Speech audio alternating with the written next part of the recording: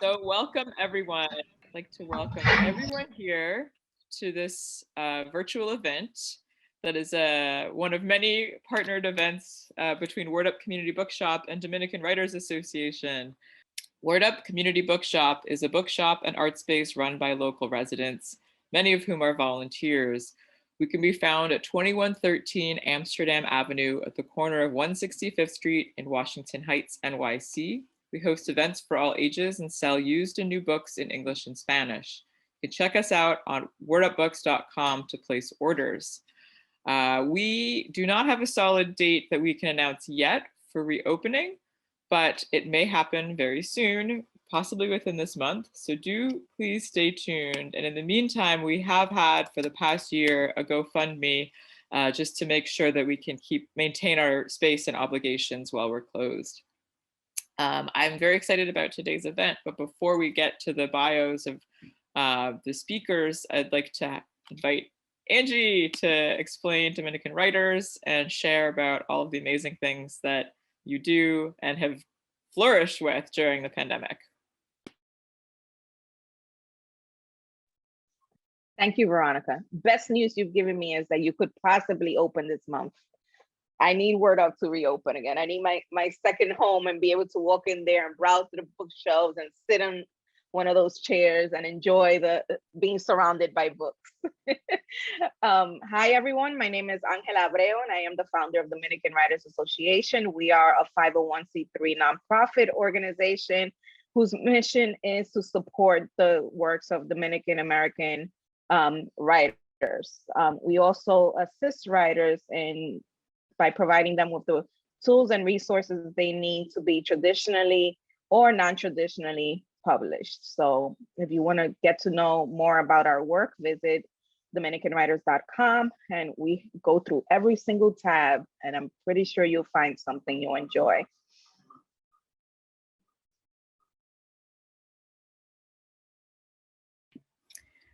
So I'm very excited today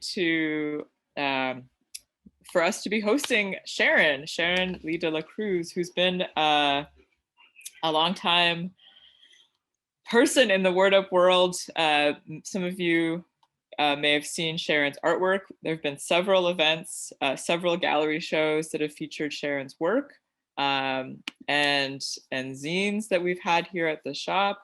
And I think just being a part of the Word Up community for a long time, we've been super excited about the launch of this book. And Sharon is an artist and activist whose work ranges from comics, graffiti, and public art murals to interactive sculptures, animation, and coding. She earned a BFA from the Cooper Union, is a Fulbright scholar, and obtained her master's degree from NYU. And she lives in New York City. And as an especially exciting pairing today, thanks to Angie, is a suggestion, always great suggestions. And I'm excited to see the fruits of everything that the Poetry Month has yielded. But Winser Espinal will be in conversation today. Winser is the founder of Cultura Comics, RD, is a Dominican sequential art enthusiast and digital marketing specialist with a bachelor's degree in hospitality, who strongly believes that sequential art is the most inclusive narrative medium. His passion for service and comic books led him to found Cultura Comics, RD, an organization that seeks to turn Dominican comic books into a plural cultural product. Winser, take it away. Well, first off, it is actually an honor to be invited to this event. What happened? Is everything okay? You froze, but I'm going to turn off my video now, and hopefully that'll help with the flow. But we'll jump back in case there's any kind of tech issue. Okay. All right. But I just wanna make sure that you can finish. Yeah, go on.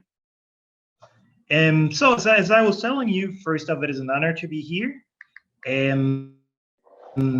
Well, it's been a while since we founded Cultura Comics, and ironically, it was actually founded almost at the same time as Dominican Writers, which is something that makes me feel as if I should be doing better job. Anyway, it is a great time for comic books in the Dominican Republic, mainly because for some reason that it is very difficult to point out, everybody's actually getting together in order to work towards one goal. Like there are several different studios in the country that make comic books, but instead of competing with each other, they have actually found the opportunity to actually work together and actually make this work. Like for example, like the other week, the last weekend, we had an event in which every major comic book studio in the Dominican Republic participated in order to actually, like talk about what's happening and specifically talk about the challenges that we need to overcome. So I can just say that I feel great that I'm here. And Sharon, it is a pleasure to finally see you face to face, kind of. And well, let's hope we have a great conversation tonight. Thank you. Thank you, Winser. My pleasure. Is Veronica coming back? Oh, there we go. Yeah, so do you want to get started? Or...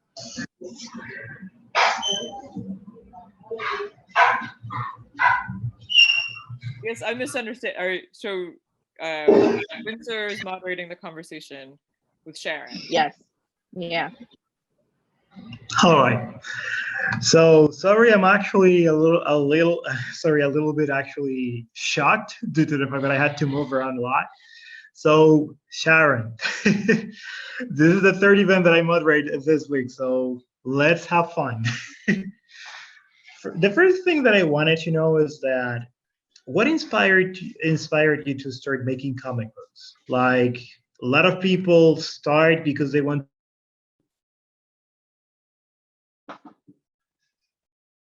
No, he's crazy. to express themselves, or maybe you start drawing or doing stuff like that. But is it just my picture, or you guys, or is everything frozen? Well, now you're not frozen anymore, but sometimes it freezes, but then we'll hear your voice. Oh. But right now it's working, so we'll work with the flow. Yeah, let's see what happens. It's your birthday. What else, right? Like we're gonna have fun, so it's all good. All right, let's see what happens. So, long story short, I wanted to know what inspired you to create comic books. Yeah. So this is a really, I think, easy question, but hard to admit that it was my big brother who inspired me to create comic books. And I'm glad that this is being recorded so that he can see it, because that's his, like, he makes sure that I say that all the time. So yes, it was definitely my brother. And I wanted to be like my big brother. And so I started drawing too. And we both were like drawing, like basically like Saturday morning cartoons, our favorite. So that's why I started drawing. And he no longer draws now, but I've taken it for both of us. That's actually quite cool. It is very inspiring to know that it runs in the family, even though you're now the one who's representing everybody. So, there is a question that always comes to my mind, mainly thanks to Angie. Angie complains a lot about the fact that Dominican comic book writers and also illustrators who live in the Dominican Republic rarely draw characters that resemble themselves. And I think that Eurocentrism is at fault when it comes to that, because there is a lot of colonialism in the Dominican Republic. But I want to know, how do you think we can fix that? Oh, that's a big question.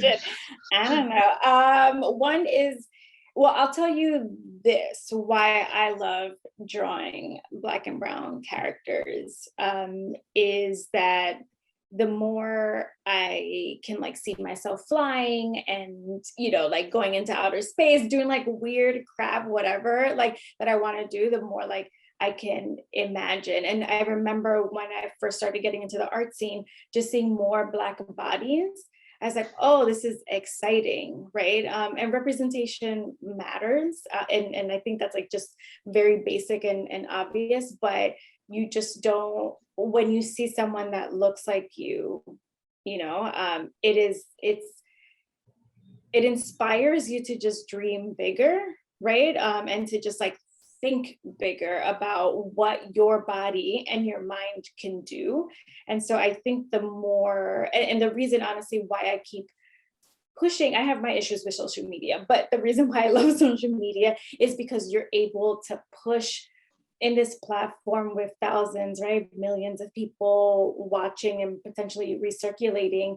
And it is really important that we have Black bodies doing all of the fun things, right? And being in joy. And so making sure that those Black bodies are joyful and, and can speak to trauma, but also can be joyful. And I think that's like really, really important, is to see Black bodies being joyful. Yeah, I feel that Winser, one of the things that I have learned about comic book artists in the DR, that they draw a lot of fantasies, right? So everything is like fantastical. I think there's like a few that are, how do you call it? Vida cotidiana, right? Like just everyday normal life. But like slice of life. But just like yesterday that I was just asking you for a list of 4 illustrators because I'm looking for someone to illustrate a book. And you sent me their Instagram account, and I get so disappointed when I don't see brown faces, and the artists are brown themselves. And I just constantly see like people with straight hair and light skin. And yes, we do have Dominicans like that, but at the same time, it's like, where's the representation of the 90% of the country, which is brown folks and with curly hair, and like what is going on there? And so you were telling me, yeah, it's something that we have to really work hard to teach them to do. And I don't know, it to me, it's just like very strange, right? Because here in the US, we're so into the Black joy and Black magic, and we want to put our Black selves in everything, right? We fight for that. And even in film, the minute we don't see representation of Afro-Latinos, we're on it, right? So that hasn't reached the island. Yeah. If you allow me to tell you why I think that things are like that, Sure. I think that it is a matter of maturity when it comes to the art in the Dominican Republic. Like, if you look at the scene of modern art, like the artists that actually focus on doing like fine arts and all that, you will see a lot of representation there. But then again, those artists are no more than 50 or 100. But when it comes to comic book artists, I think that since comic books in the Dominican Republic have never like been continuously made in the island, it's like, for example, we had a generation of comic book artists in the 60s, and we had another one in the 80s, but none of those communities ever connected. So like, we're having that for the first time due to the internet and all that. Reality is that I think that since most of the artists in the Dominican Republic are inspired by Japanese manga, that might be the reason why they don't see representation as something that is very important. But when you look at the more mature artists like Natalia Rivera, also known as Natty V, you will notice that she's able to actually project herself as a Black person in all of these characters. A very good example of that, and don't worry, I will not talk a lot about another comic book. I know that Sharon is a superhero here. You will notice that she released a comic book like 2 years ago, which is called Escondite, which is like hiding place. And in that comic book, it's very funny because at first I was not able to understand it. I thought it was a bad comic book, but then I realized that she was just actually expressing herself. It was a monologue in which she was trying to tell everybody how she felt about the world. And it was just great. And I think that that's another reason why Sharon work. I mean, the work of Sharon is so amazing, because we need that source of inspiration. We need those autobiographic comics to keep coming. And we do not have that yet in the Dominican Republic. Yeah, Sharon, I believe that you're one of the first. You're breaking barriers, Sharon. You're definitely one of the first, especially when it comes to Dominican. Dominican artists and Dominican writers who are doing graphic work. There are a few who are publishing, like Claribel Ortega, who's publishing Witchlings, which is a middle grade, and then there's Stephanie Rodriguez, who is also publishing with Dial. But you know, you are representing us in here, so I'm loving it. I'm loving the colors. I'm loving the fact that you're telling your story in this comic book. It is so much needed. It is both educational and, you know, and pretty cool. You know, the facts that you share are not anything like people feel like, oh, she's just, you know, there's that expression when people tell you, when people tell you what to do or how to think, you know, and then you'll be like, oh, she just wrote this book so she could tell me about myself. No, you're talking about you and what you've learned. Right, which was honestly pretty important when writing the book. I decided in the middle of it, it was a little hard because I was trying to figure out where the voice was in this book, because there was a lot of deciphering that I was doing through my memories too. And so it was really important for me to just say, okay, you're writing this for 15-year-old Sharon, right? And 15-year-old Sharon wouldn't want to be talked to in a certain way, but would probably appreciate this other way and this other thing, and probably would really love to see a Black body in joy too, right? So like, what is that combination? So it was really like, you know, a love letter to 15-year-old Sharon saying, it's okay, yeah, it's fine. You know what I mean? Like, yeah, it's all good. All the feelings that you feel, here it is. So that, I definitely had that in mind too, is like, how am I, also like, I'm not trying to explain my intersectionalities. You can Google that and do your own research, right? But what I am trying to do is tell a story, right? That will get you excited about that research. Because to be honest, I'm a Wild Seed just like scratches the surface. There's so much in there in each chapter that you can just like kind of like keep digging at. And that's what I would love you to do. So that was the point of that, right? And like keeping 15-year-old Sharon in mind as to like how she would want to receive that information. Would you consider this a YA? I think we should comic? See some of the work too. Yeah, let me pull that up. Yes, I have it on my iPad here, but yes, definitely show it on, display it on the screen. And I actually, let me just make sure that I can pull this up. Yeah, because for anyone who hasn't seen it yet, I mean, we can talk all about it, but I think let's have the work for itself first. Cool, let's do this. Yeah, I brought it up. Okay, good. Thank goodness for Google search. Okay, it's taking a little tiny bit just to like download, but I can answer another question while there's like 1 minute left for downloading this because I don't have it on this computer. There is a question. So there's a question in the chat, or is it a question from us? It's for you. The question in the chat, Wayne said. If you could just read through the names, say again the names of the comic artists you mentioned. Oh, sure. Or share their Instagram account on the in the chat. Just a moment. All right, here it comes. So yeah, there you go.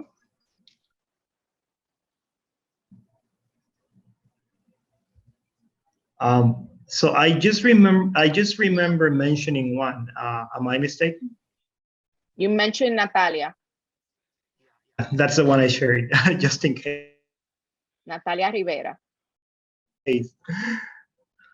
Cool. But if you want to know Sharon, all the amazing ones, sorry, you just go to Cultura Comics on Instagram. I'm gonna share that link as well. Sharon, I have another question for you. I think that your art style is actually, well, I think I'm not the only one who thinks this, but your art style is very unique. who do you think are your biggest influences other than your brother? Yeah. And I will mention him again, because if not, the ego will get bigger. So don't worry. One time. No, joking.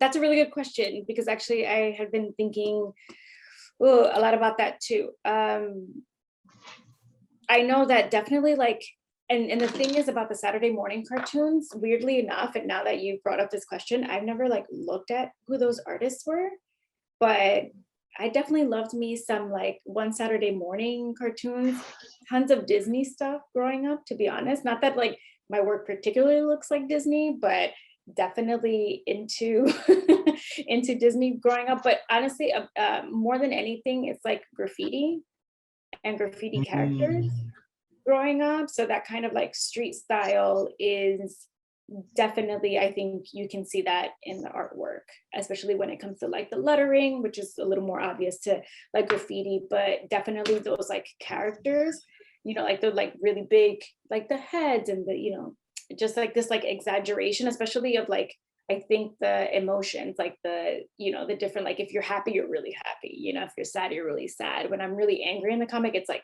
explosive, you know? So it tends to, I think for the most part, for me, it's like graffiti culture and that like loud colors and like really loud expression. And I can also share the galley if you wanna, maybe I can share my screen. Should I read a chapter? That would be Yes, awesome. please. Oh, All right, cool. So let's read a chapter. I think, let me see, the most informative chapter, to be honest, I think I'm gonna go with queer spaces. So you'll see all of this work. Let's see, where are you, queer? Queer spaces, here we are, cool. Awesome. And there's 7 chapters broken up, and basically they're like vignettes. Also, fun fact, I was definitely inspired by The House on Mango Street. That the format of that book has always made me happy. And even before Wild Seed, I really took to that kind of like format and like what it means to like put together a vignette and like non-linear storytelling. And so that was a little bit of the inspiration here too, is thinking about comic vignettes. Okay, queer spaces. It was only at the age of 21 that I felt I was ready to express my queerness, like for real. I was looking forward to my freedom and catching up on all the things I missed. Where does one start to find their queerness? Luckily, I was surrounded by people who show by their example that you can live in queerness in different ways. So you can be butch, femme, gender non-conforming, trans, and that's me, the work in progress. When I was ready to express my queerness, my friend Jada had a suggestion. Want to go to Cubby? What's that? Lesbian bar? Okay. Oh my gosh, you're gonna love a lesbian and you're gonna like have a wife and it's gonna be so great. All right, Jada. So I went to Cubby and I wasn't totally feeling it. 1 week later. So want to go to Cubby again? I don't know why you keep going there. What's the big deal? Why do I keep going back? Because it's my safe space. Holy shit. I'm a safe space violator. Why did I do that? We both identify as queer. How could I be so inconsiderate? Because you're a safe space, is that food? Also, that's my cat, Lennox. I understand the importance of safe spaces for LGBTQIA folks, but I didn't think of a bar as a safe space for me. I had to revise this opinion, getting some historical context helped. Meeting Sylvia Rivera and Marsha P. Johnson, two icons of queer liberation who went down in history for defending a queer safe space that just so happened to be a bar, the Stonewall Inn. Starting in the 1850s, and that's not a typo, 1850s, cross-dressing laws became a tool of police harassment, and to no one's surprise, gender rebels were on the front lines. What I learned included that New York City law demanded that a minimum of 3 pieces of, quote, gender appropriate clothing be worn at all time. And this is real, y'all. It was illegal for, quote, homosexuals to congregate and be served alcoholic beverages in bars because it would lead to, quote, disorderly conduct. And thirdly, any public display of gay affection or sensuality was criminalized. So you couldn't do things like hold hands. All of this was the perfect recipe for Stonewall's popularity, despite the fact that, like most bars in the West Village, it was owned by the mafia. Really crazy. Anyway, Stonewall wasn't the only gay bar in the West Village, but what made it different was that it served the clientele no one else dared to: trans folks, closeted gays, and homeless gay youth. Stonewall is the best known of these spaces because of the NYPD raid on June 28, 1969. Hello, gentlemen. At that time, queer bars were constantly being raided as a result of the anti-LGBTQIA laws of the time. In a world of so few queer spaces in which so few were safe, why was that night any different? One theory is that in a world where there was little queer media representation, the death that week of gay icon and Hollywood star Judy Garland hit very hard. Do something! Or maybe it was because Stormy Delavari, a queer woman, asked for help as she was being taken away. That was the night my queer forebears decided that yes, it was time to do something. The Stonewall riots are important, A, because they're badass, and B, because it was a moment of queer people insisting that queer spaces also be safe spaces. This divide into history made me understand that if Jada and I had been alive then, we would have been just as persecuted as our queer forebears. Guilty of kissing in public, guilty of wearing less than 3 pieces of gender-appropriate clothing. It made me aware that Sylvia and Marcia and the rest of the queer folks that night were fighting for us. I hope that if or when I faced that level of adversity, I would be as badass as they were. In the meantime, I'm doing my best to honor what they did. Where's your book? Shh, I left it at home. So that's Queer Spaces. And I'll stop sharing. So that's one of my favorite chapters because I personally learned so much for the research of that chapter. That yeah, there was a lot of research for that particular chapter, and I just like, the more I dug, the more I was like, wait, the mafia owns what? Ooh, this is weird. So there was just like a lot of fun facts, and one thing about me is that I feel like I learn things really late in life all the time. And so anytime I learn something, I'm just like, I gotta tell you all about it. Like, let me tell you what I learned today. So art is always like this vehicle also to just keep people in the, or just like uncover history. I was never like a history person when I was younger, but now I'm like, this is the greatest thing, right? Like when you can uncover history and retell it in a way that just makes sense to, you know, particularly like our Black bodies, but just makes sense to like a more inclusive conversation.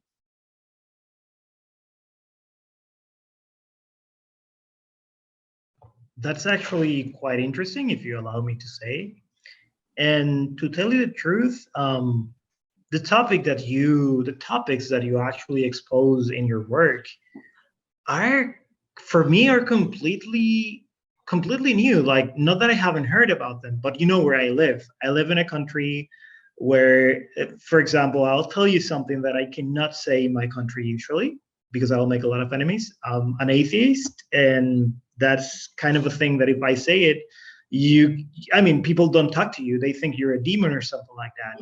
And that's only one of the things that happened in the Dominican Republic, because oppression here is so normalized that when you try to protect people who think differently, people who are not, let's say, not heterosexual, they look at you as if you are just, you know, a weird person. And it's just weird. Like, it's a book that I'll have to read several times, because those are topics that, then again, I have only heard about them on the internet, and you know that the internet is not the best source for everything. So I'm grateful for having been able to learn more from you.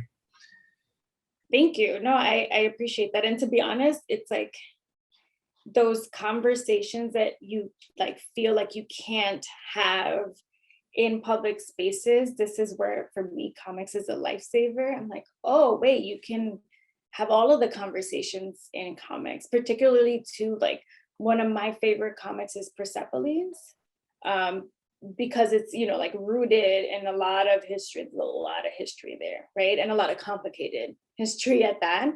And there are things, you know, similar to you, where she didn't think that she could say in public, but I mean, could not say in public, right? Like there's one point where Marjane is being harassed by nuns because she had a Michael Jackson pin or something, you know, like it's really interesting to what is supposed to stay internal versus external, but also like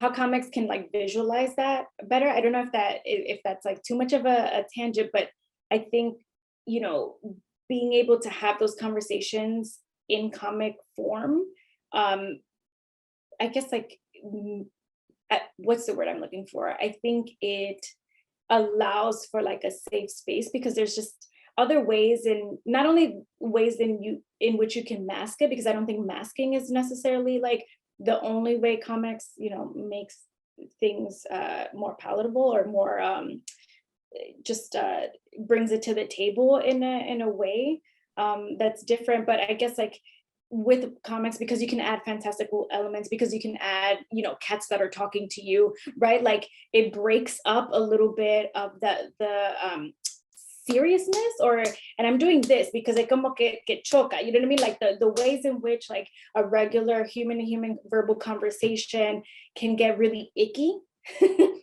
But then if you see like a cat talking, you're like, okay, wait a minute, you know, like what's happening here? And will at least like maybe hold you down longer to just explore maybe a different way of thinking. I totally agree with that. It takes, not that you took away from the seriousness of this topic, but it just makes it easier for you to grasp what it is that you're sharing with the reader, right? Talk to us about your transparency and your vulnerability, because I remember when I wrote my book, which was very personal, throughout the entire process, I'm like, okay, I'm just writing, right? But once my book was out and people had an opinion, it's a totally different feeling, right? Because now people are like, oh, you're talking about things in here that, you know, I didn't know about, or maybe your family probably know that you know, that you like women too, but they're not really going really deep into what it is that you're doing with women, right? Or they're not thinking about the places that you're visiting or who you're surrounding yourself with or what your activism looks like, right? But now they have an idea. So how has that been for you? And I'm hoping you can see me, because on my end, we see you. You're all frozen. Okay, good. You're all frozen, but I can hear everyone. We see. So that was one of the hardest parts, and continues to be one of the hardest things about having a book that's this vulnerable out in the public, mainly because my family and we don't really talk about this stuff. So, you know, like my family is learning about me as you are learning about me, which is not the easiest thing in the world to be a part of and to kind of like grapple with every day. But I know that this is like larger than me, right? Like, yes, this may be my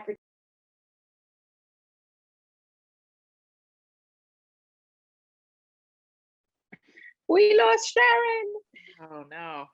Oh, There she is. I think she's Hang coming in there, back. folks. She's back.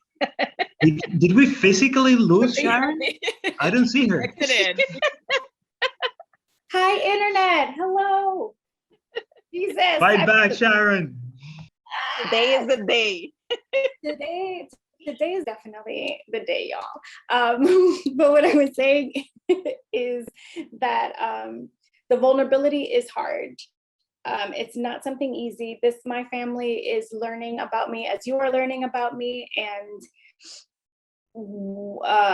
figuring out the conversations that I want to keep happening, that I want to have with my family after this book is also something that I'm still, like exploring, because I kind of like, ironically enough, I keep a lot of that stuff to myself, but I know that with comics, it was my opportunity to share some of my world, but also like make this, this queer, amazing world. Just basically, how I want to use comics is to bring this like amazing queer world to other people who may or may not identify as queer. For me, like finding my queerness has been like the most amazing thing, in terms of not just like relationship wise, but just even how I choose to have friendships with people. Like queerness is so vast and makes me so happy about how, not only how I want to have relationships with all sorts of folks, not just, romantic relationships, but platonic relationships. And queerness is not just about sexuality. It really is about learning and loving people and not assuming things about people and being in conversation with folks. So I know that, although I particularly may not be the most comfortable with my personal story, I know that this is larger than me, and it's about bringing like the joy of queerness to other folks. And let me tell Yeah. you something. Oh, Like sorry, you go were, ahead. I was just gonna make a comment that you were saying that you wrote this book for your 15-year-old self, right? And it's a book for other young adults, sort of like a guide, right? On what you went through, what your experience was with queerness, so that they don't feel that they're alone throughout this journey. Right. And then also like you shouldn't be, I hope, and this is kind of the part where that scares me a bit, is the same, the repeating of history, because we're not sharing enough stories. Yes. So that is basically like why I decided to be more vulnerable than I probably wanted to be, is because I can't have these stories repeated where you're, where you're trying to replicate freedom that looks like a cis white male. That's not interesting. That's not fun. Totally agree with you. Yes. Yeah, and that's not freedom. So I definitely put myself out there for for the larger cause.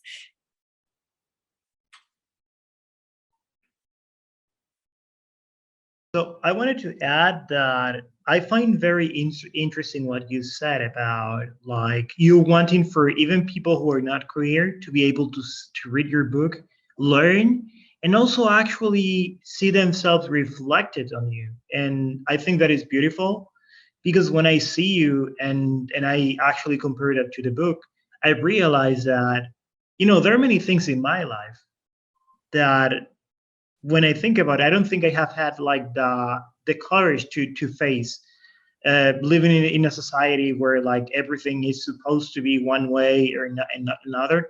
And sometimes when we live in countries like the Dominican Republic, we just try to do everything as everyone else is doing it, just because we do not want to challenge the norm. And it is so interesting to see what you're doing. And actually, I just feel the same way. I think we all can learn from your book, and that, in my opinion, is just amazing.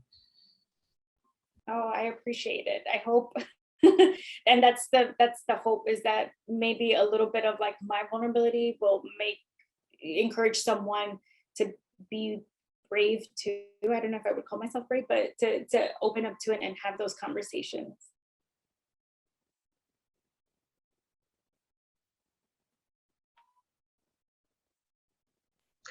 Well, there is a lot to say, and I think that it is time that we now talk comic books. So like, your book is very unique, and I've said that like 20 times already.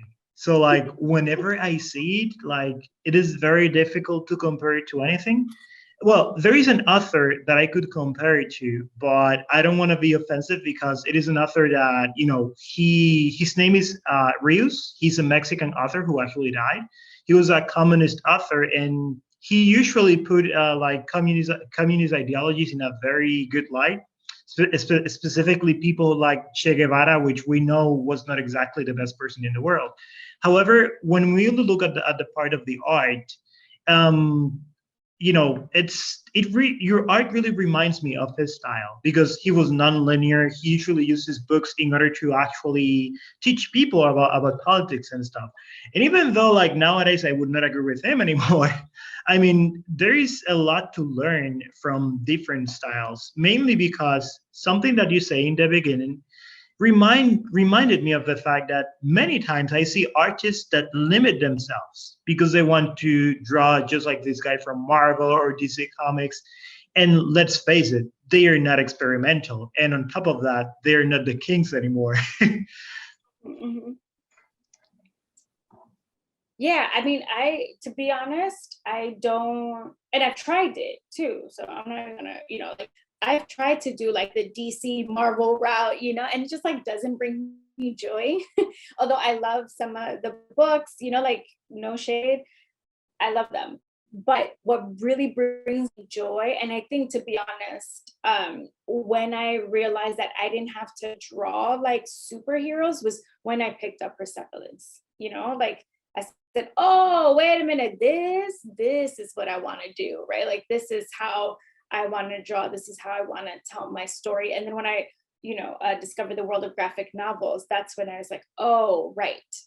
I can draw how I draw. That's more exciting and emotionally connecting to me. Like, I just get more emotionally connected. I love to see like rough drawings. I love things that maybe aren't in my complete perspective, I like things that maybe are a little more like punk. And so I went with, and when, honestly, I follow things that like tickle my happiness, right? Like that make me happy. So when I continue to just like draw and make zines in a way that felt natural to me, I just flowed that way. And let's be honest, I'm also not the best at perspective. So I was like, fuck that, I'm not. I mean, you're so sincere and I love that. Look, and I'm sorry guys if I'm talking too much. The thing is that this is very exciting. Like, this is the third time this week I have the chance of talking like with a sequential artist in a context similar to this one. But Sharon, you're the most unique of them all, mainly because of your styles, which is actually, as you said it, very different. And also because, I mean, if Barbara Perez Marquez is actually listening to this, she's going to laugh at me because there is not a single conversation that I have in which I do not mention Raina Telgemeier, which, if you guys know who she is, which you very likely know who she is in my opinion the person who has been pushing like the middle grade graphic memoir as a demographic for comic books. And as far as I've been able to actually learn, what you're doing is actually a comic book that is focused more on young adults. Am I right? Yeah. Yep. Yeah, but I want to also ask you questions in regards of the business part of the comic book.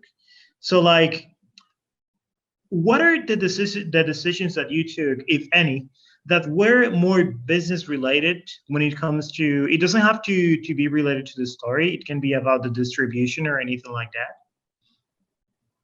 Yeah, I mean, you definitely, at least for this comic, you have to think of things like page count, right? Like your normal stuff, right? Like page count and like how long do you want to make a thing, and dwindling that. Yeah, so I guess like the normal, like the business side of the book is like page count and is this going to be full color or not, but definitely fighting for full color, right? Because that's, I think, where I shine. I was like, no, we gotta do full color, even if it means maybe like less pages. I don't know, but to be honest, the publisher didn't limit me in thinking about how I wanted to draw and and put together this story. So I didn't have too many limitations, which is great. I mean, like physically, right? And putting like this book together what I loved is that I was a little afraid at one point where I was like, oh man, this is gonna have to like be black and white. And I was like, that'd be a little bit of a shame. But thankfully it was not, because I love color. So Oh my God, no. This book is so colorful. I think it adds on to the story. If it would have been black and white, I mean, even though some people love the classic look of a black and white comic, but I don't know, I would appreciate this one as much had it been no color. Yeah, and I was already thinking about it as I'm drawing about it, drawing through it and thinking through the story, it was in color, so it's kind of different. Like if you come to the story and say, okay, I know this is going to be black and white, that's a little different, like you can kind of start arranging even the style of the drawings to make sense to just be black and white. But I was completely thinking of this in like full-blown color for sure. Very cool. Like, and I ask you about stuff like that because it is impossible to me not to reflect like the community that I represent on your work.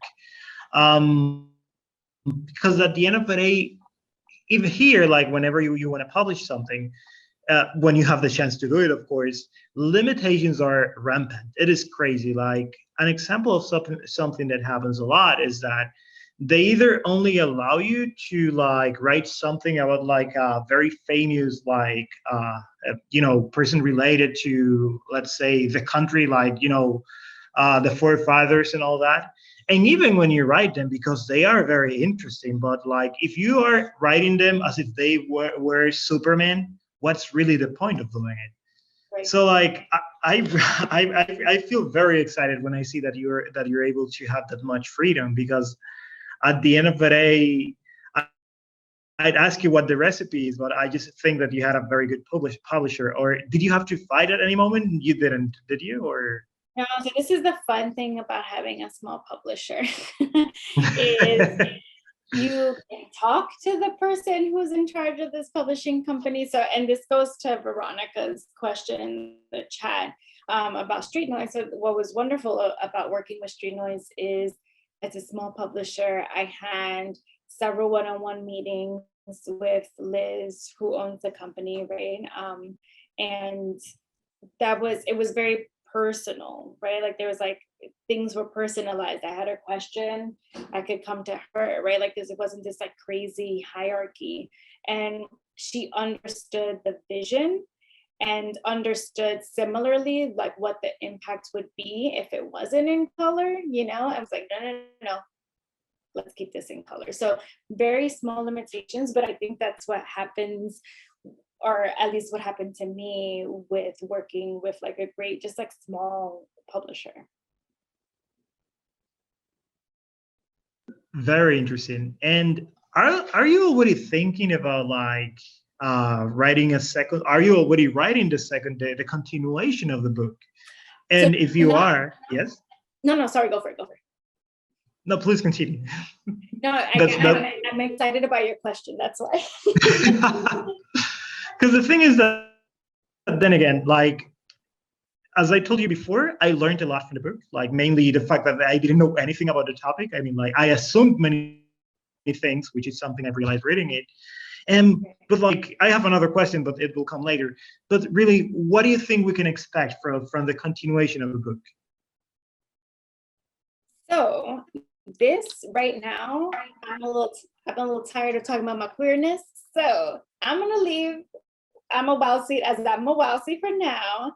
I am working on a second book, and it's not my story, it's someone else's. But I'm really excited about the second one, particularly because I learned so much about myself, my voice, and just the bookmaking experience, period, that I think with the second book, even, it's a little like nerve-wracking because it is not my story, but I think I can do it justice because I feel more confident about what memoir looks like and feels like, right? But just even like what biographical graphic novels look like and what I want from them. So I'm excited about that. I can't tell you who yet, but hopefully when it gets, queried, when I can tell you. But yes, second book is definitely on the way. That is exciting. Go ahead. My question is, is there going to be a Spanish translation? Okay, so Andy, how dare you? I was going to ask that question. So this is the fun part, is that actually I already got a really good friend of mine who does Spanish translation was like, you need to let me translate this book. So we're in talks to figuring out how to translate it, especially, also because my mom asked me, she was like, ¿Y por qué no está en español? And I was like, okay, yeah. And I was like, all right, she's really gonna be in your business now when she sees the Spanish. Oh, yeah. I know your tias and your primas are gonna right, and that's why and that's why I was like, okay, maybe we'll take some time with the Spanish translation so I could, like, you know what I mean, like heal on my own, mentally prepare. Yes, emotionally and that's gonna be a whole year's. Yes, a whole year's worth of emotional preparedness. Right. We could open up questions, Winser. If anyone has questions for Sharon, you could drop it in the Q&A or raise your hand and we'll call I still have questions. Sorry. Go ahead, but we're gonna allow the audience to make their questions as well. Of course. I'm not greedy, or am I? Well, anyway, there is a lot to ask because one of the things that impressed me the most is that, well, this is a common occurrence when it comes to me and Angela. Like, we're always like showing new people to each other, and like then she shows me, look, Winser, her name is Sharon. Oh, you're cutting off. Sharon. She's Dominican. I have. Oh, sorry. Winser, repeat what you just said because we lost you. Sorry about that. So what I was going to tell you is that for me, it is always exciting to find a new Dominican artist. And it is even more exciting because you are like the fusion of two cultures, which means that it is something completely different to anything that's out there. So like, I wanted to ask you, have you come in contact with any Dominican artist in the past?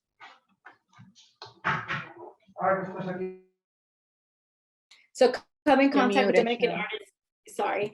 But Dominican artists, comic book artists, Winser? Right. Because we have so many Dominican artists up here. Yeah. Let's talk about comic book artists. To be honest, comic book artists like that is like born and raised in the island, no. Dominican, that are friends here, yes. I will be like half Dominican, half, Colombiano, whatever. Like, definitely yes. So like in the diaspora, yes, but born and raised and living in the island, no.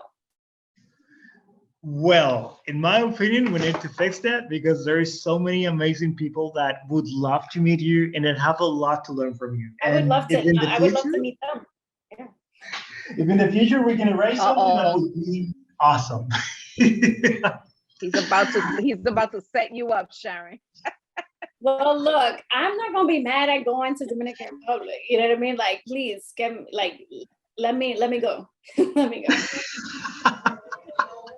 I mean, who knows? I mean, if by any chance you come, even if it is a video call or something like that, actually, I am kind of sad that this didn't happen during the day because I'm actually in front of one of the most beautiful bays in the world right now. You wouldn't believe it, but I'm gonna stay on track. The thing is that it is always so. You've never been to the Dominican Republic? Quick question, sir. Oh no, I have. Okay, you have. Oh well, if you have already been here, regardless of that, I think it is very interesting when artists travel. Because whenever they travel, they add something new to their art. Like there is this Dominican Lebanese artist. Her name is Chantal, And it is just so cool when you see her comic books, because you see that there is this mixture between her culture and Dominican culture whenever she makes something. So like she visited a little town in France some years ago, and she's making a comic book that is completely focused on that town. And it is very cool because you read the comic book and then you can go and look at the town and see, oh, this is the very same place. Right.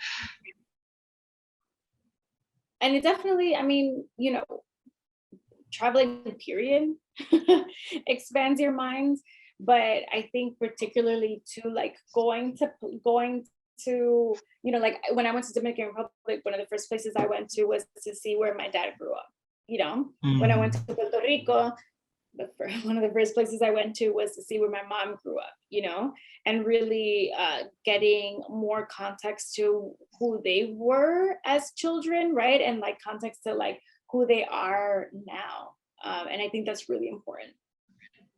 That's great. Well, let's see if there are questions from the audience, because after that, I'll start with the difficult questions. Oh. Don't worry, they will not be that difficult. Yeah, I don't know. How much time do we have on the live? Since we started late. We started late, so feel free to take another 10 minutes, I'd say. And I think that, please, Winser, ask as many questions as you have in your back pocket. Oh, you shouldn't have said that. I was just inviting in case anyone else had other questions to just put them so we have them in mind. But if no one asks questions, I know you have a million questions, and I can keep instigating on this. There's some questions in the chat. In the chat, yeah. Okay. So did your time at Yeah, Sophia is asking, did your time at Cooper inform your comic style or your writing?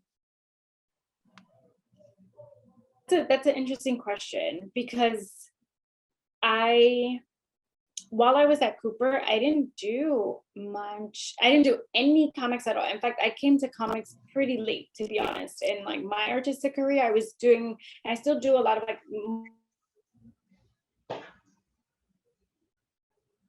Oh, you're frozen. Oh no. You infected Sharon with your internet issue, Winser. Oh, I'm sorry. She's busting a move. She's voguing.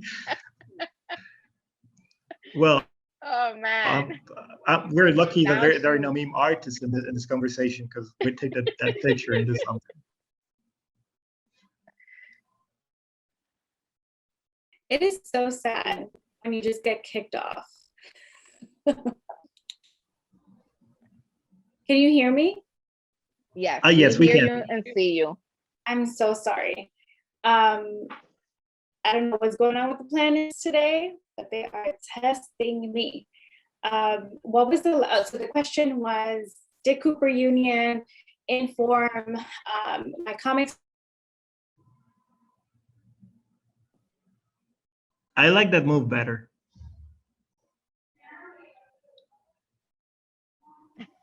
I don't know. I feel so bad.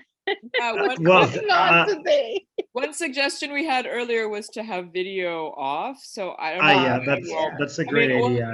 I think we should have someone's on. So Sharon, if your video is working. I'll turn mine off. I'm so sorry, y'all. Okay, I'll try to answer this question quickly before my internet wants to cut me off. I don't know what's going on. So while I was at Cooper, I was not drawing comics. In fact, I wasn't even really drawing. I was doing a lot of like experimental video sculpture work, funny enough. And I still do a lot of like multidisciplinary work, so that like, includes STEM education, sculpture, and some other stuff that is like definitely not comics, but I like to think of them as like dancing and talking with each other. So of course Cooper Union informed me, but not necessarily like comics making.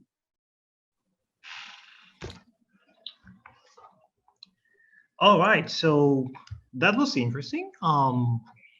Let's see if we have any more questions. So I have a question. Can you hear me, Sharon? Yes. I can hear you all perfectly. So you know that this question is more related to like the current state of the comic book industries with an S.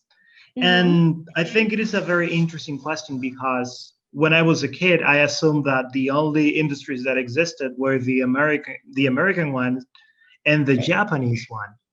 So I take a look at your style, and as I said it before, I find it to be very experimental, which is actually quite cool. And as every artist, I am sure that you're constantly growing and trying new things. When we take a look at the American industry, uh, the French industry and the Japanese industry, and even at the Korean and Chinese comic industry, looking at all those, which interests you the most when it comes to learning new techniques? Oh, that's a hard one. Yikes. Oh, if you want, I can elaborate more so you can have more material. No. I think you answered you asked the question perfectly. I think it's just me and a loss for words. I think, to be honest, and when I think about comics, like, yes, comics is its own genre, and you know, the way people do it differently, yes. But I kind of like think about it in the context of just like art making. And to me, what I'm more inspired by, again, is kind of like punk zine making and graffiti. And so, you know, it's not particularly to like, I like Japanese style of comics. I'm more like, I like rough things. I like font. I like color, and particularly I love books. So I think for me, when I think about like industries, to be honest, I think about like I just think about like public and private spaces, and I like really love graffiti, and that graffiti exists in like basically every country, right? Like, and that those look really different. You know, when I spent a year in Peru, that was like really informative, to be honest, for like my art style and what I love to do. And so in Peru, there's like, I mean, beautiful art, but not only art, like beautiful like punk feminist like art making that happens in Lima in particular, and where I met a lot of like my favorite people and my favorite artists. And so I think for me, it's like, you know, Latin American graffiti, punk feminist art really really makes me happy. And punk feminism in like the Caribbean too is, especially like I've seen in the Dominican Republic and Puerto Rico, is really like, it's really punk, and I don't know, I think it's like really awesome. So I just get really excited by it.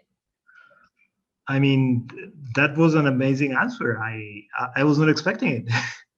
Because like, I mean, then again, maybe it is because of the background I have when it comes to comic books specifically, because we often assume that there is only one way, but then I see you and I realize that it is not only about perspective, it is not only about great drawings, it is also about what you can feel, how you can pour your soul into the comic book. And that's, well, I might even start a comic book, and I'm not an illustrator just because of what you said.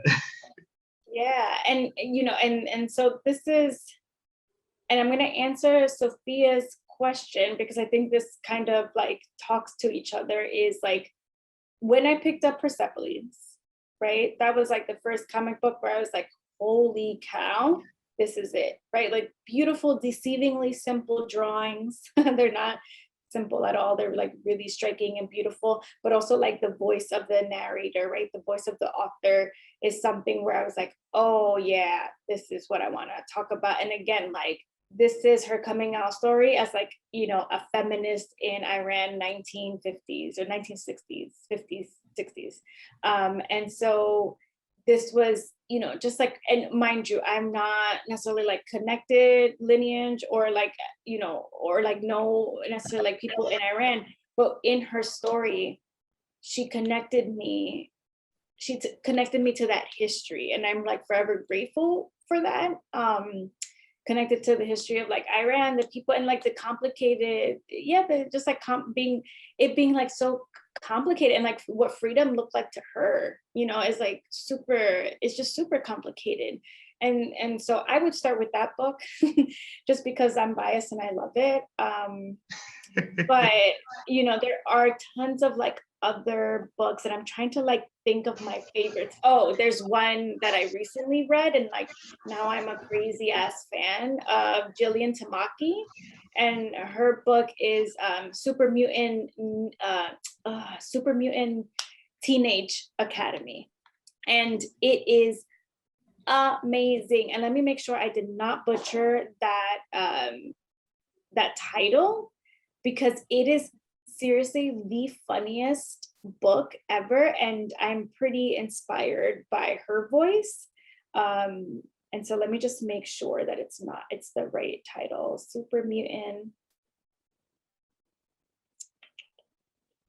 Here it is. Super Mutant Magic Academy. Magic Academy. There we go. Magic Academy. Thank you so much, Vern. Yes, Super Mutant Magic Academy is like top-notch, like comics, and it's a really good starter too because of the format. A lot of her comics were in this book were particularly like for social media or like digital consumption, and then it turned into this, I believe it was like a weekly comic that she would do. And so a lot of the beginnings of this book is like 4-panel format, you know, so like literally you think my chapters are small, right? Like this just like one page was a comic and then she would like, essentially the book is like put together non-linearly, and it's really, really funny. So I would start with that too. Yeah. And that one just like made me laugh so hard on a bus, you know what I mean? So I would totally start with Jillian. She's pretty rad, and I really love her voice. Beautiful. Yeah. Awesome. I'm gonna pick those up. Yeah, they're like, if you like use some like punk feminism, please. And I can, let me try to think of another one as we maybe get to the next question or wrap up. But those two books in particular, I'm like, oh, I can't live with that, right? Like they make me really, really happy, and they make me also just like want to keep making books. You know, like I'm like, oh, I'm so jealous. This is so good. You know, like I want to make more books like this too. So. Yeah, maybe if you think of any more titles and we go into a last question, whether that last question is from Winser or anyone in the audience. I love Jillian Tamaki's like other books too, the ones for the ones I've been loving lately, especially now. I've been thinking about it so much, especially with the community fridge outside of Word Up, is Our Little Kitchen. Wait, what's the title of the book? Which book? Our Little Kitchen. Our Little Kitchen. Oh, you know what? I haven't read that one. I'm gonna pick it up from Word Up then. Heck yeah. What was the other one too? Shoot, that she did with her cousin Meraki. That one is like really rad as well. And I'm sorry, I'm like really horrible with titles too. Oh, This One Summer, like that one. Well, that one's really good. This one, Summer's really good. Yeah, that one's like pretty rad. And if you and that one in particular is a lot of images and barely any text. It is so beautiful. It's really, really beautiful.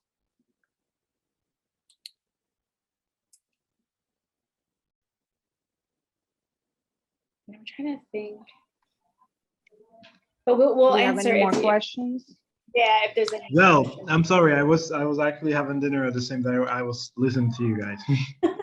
So if you see me not talking for like 2 seconds, something won't happen. Don't worry. Well, so it is amazing like to see you guys recommending books, and I think I'll look through Word Up's catalog so I can actually, I mean, just like discover new books that I haven't heard about before. Anyway, Sharon, I have a question for you that I always ask, and which is actually something that makes me very excited.